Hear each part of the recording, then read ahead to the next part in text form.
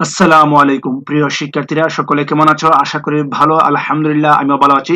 প্রিয় শিক্ষার্থীরা, তোমরা যারা এই বছর 2025 সালে এসএসসি এবং এইচএসসি পরীক্ষা দিবা, তো তোমাদের পরীক্ষার হলে কোন ধরনের ক্যালকুলেটর ব্যবহার করতে পারবা এবং কোন ধরনের ক্যালকুলেটর ব্যবহার করতে পারবা না, আমি এখন তোমাদের ছবি সহ বিস্তারিত আলোচনা করব।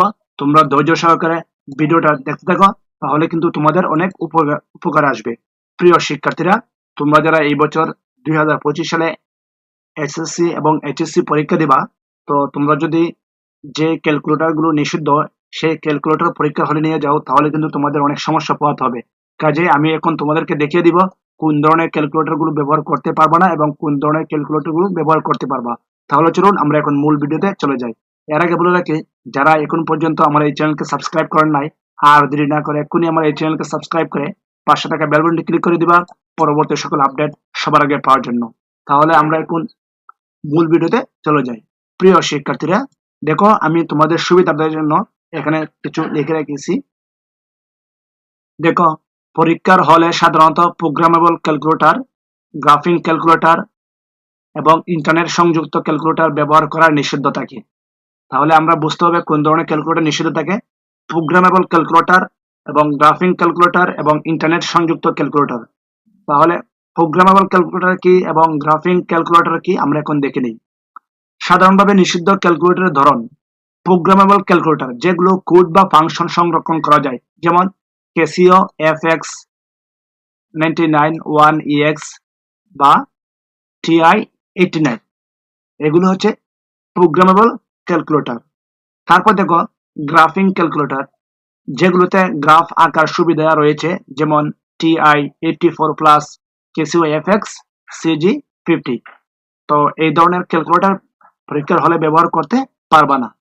তারপর দেখো ইন্টারনেট সংযুক্ত ক্যালকুলেটর, ব্লুটুথ, ওয়াইফাই বা অন্য যে কোনো নেটওয়ার্ক ফিচার থাকা ক্যালকুলেটর, অর্থাৎ মোবাইলের ক্যালকুলেটর কিন্তু তোমরা ব্যবহার করতে পারবা না।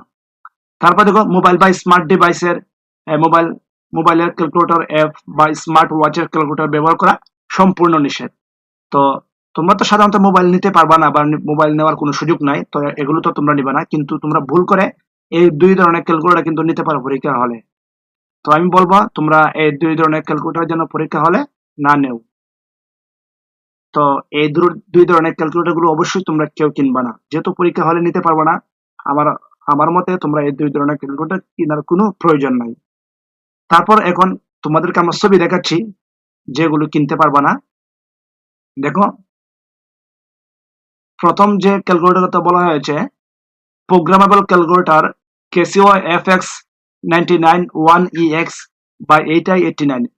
আমি এখন তোমাদেরকে ছবি দেখাচ্ছি।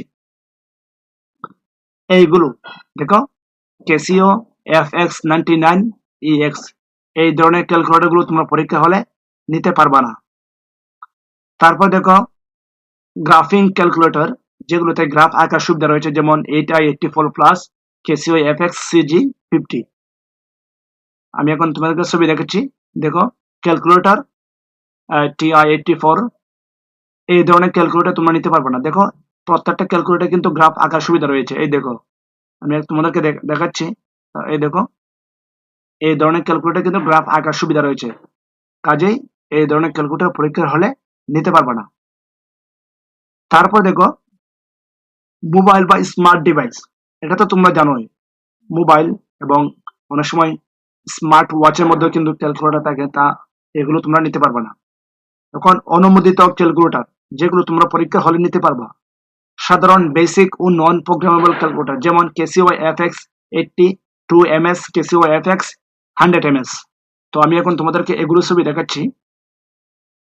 এই দেখো, ক্যাসিও MX 100 ms এবং 82 ms, এই ধরনের ক্যালকুলেটর তোমরা পরীক্ষা হলে ব্যবহার করতে পারবা। এই দেখো 82 ms ক্যাসিও, এই ধরনের ক্যালকুলেটর তোমরা পরীক্ষা হলে ব্যবহার করতে পারবা, কোনো সমস্যা হবে না। এখন আমি তোমাদেরকে সাজেস্ট করব তোমরা পরীক্ষার হলে ক্যাসিও এফএক্স 100 ms ক্যালকুলেটর গুলো নিবা, এবং তোমরা যারা ক্যালকুলেটর কিনবা, আমি সাজেস্ট করব অবশ্যই তোমরা ক্যাসিও 100 ms যেগুলো আছে এগুলো তোমরা কিনবা। এই দেখো, ক্যাসিও FX 100 MS। এই ধরনের ক্যালকুলেটর তোমরা কিনবা, তাহলে কিন্তু পরীক্ষা হলে নিতে পারবা, কোনো ধরনের সমস্যা হবে না। তো আশা করি তোমাদের ভিডিওটা ভালো লেগেছে। ভিডিওটা ভালো লাগলে অবশ্যই চ্যানেলটা সাবস্ক্রাইব করে পাশে থাকা বেল বাটনটি ক্লিক করে দিবা পরবর্তী সকল আপডেট সবার আগে পাওয়ার জন্য। ধন্যবাদ সবাইকে।